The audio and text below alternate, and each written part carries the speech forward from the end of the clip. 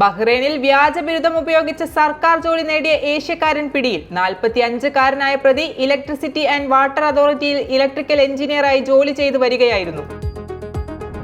ബഹ്റൈനിൽ ഗാർഹിക തൊഴിലാളിയെ അടിമപ്പണിക്ക് പ്രേരിപ്പിച്ചതിന് സ്ത്രീക്ക് 3 വർഷം തടവും 300 ദിനാർ പിഴയും വിധിച്ചു കോടതി. ഏഷ്യക്കാരിയായ യുവതിയെ മറ്റു വീടുകളിൽ ജോലിക്ക് വിട്ടാണ് പ്രതി ചൂഷണം ചെയ്തിരുന്നത്.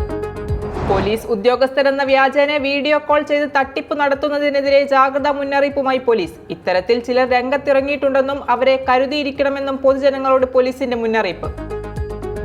ബഹ്റൈനിൽ ചെമ്മീൻ പിടുത്തത്തിനുള്ള നിരോധനം ഓഗസ്റ്റ് 1-ന് അവസാനിക്കും. ഈ വർഷം ഫെബ്രുവരി മുതലാണ് നിരോധനം പ്രഖ്യാപിച്ചിരുന്നത്. അടുത്ത വർഷത്തെ ഫോർമുല 1 ബഹ്റൈൻ ഗ്രാൻഡ് പ്രീ ടിക്കറ്റുകൾ 15% ഇപ്പോൾ വിലക്കുറവിൽ വാങ്ങാം. കൂടുതൽ വിവരങ്ങൾക്ക് BICയുടെ സമൂഹ മാധ്യമ ചാനലുകൾ സന്ദർശിക്കാം. ഓഗസ്റ്റ് 3 വരെ ഈ ഓഫർ ലഭ്യമാണ്.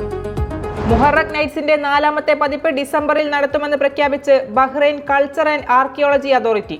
ഇതിന്റെ ഭാഗമായി റീറ്റെയിൽ വ്യാപാരികൾ, ഭക്ഷ്യപാനീയ വിതരണക്കാർ, വർക്ക്ഷോപ്പ് ഇൻസ്ട്രക്ടർമാർ, സംഗീതജ്ഞർ, സന്നദ്ധ പ്രവർത്തകർ എന്നിവരിൽ നിന്ന് അതോറിറ്റി അപേക്ഷകൾ ക്ഷണിച്ചു.